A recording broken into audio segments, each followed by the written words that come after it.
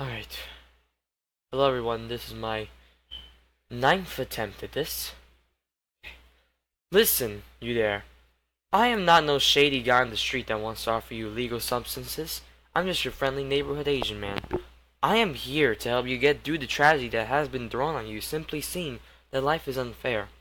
So you lost your house and family to a house tornado, and all you have left is the foundation and rubble to obtain. And all you are going to do is sit there? If I beat you up right now, would you fight back? Or sit there and think about it? Probably fight back and win, but hey, that's harassment. Anyway, the first thing that you see about me is I'm just another one of those weird people that you listen to and ignore because they all say the same thing. I can see you thinking in your head, I can't get through this. And that's where you're wrong. It's I won't.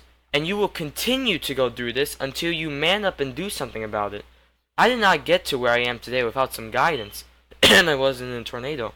I looked at a famous quote from a wise Asian man for inspiration in my most desperate time of need, when I had no friends and I was watching movies and getting fat. Wax on, wax off. I learned I can deal with my problems head on, or I can wait for that pressure of guilt to get off me until it's finally gone, which it never does.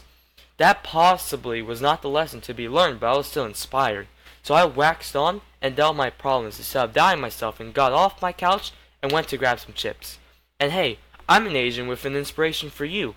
Your home may be gone, and I may not be able to afford to help you physically, but you can rebuild on the foundation.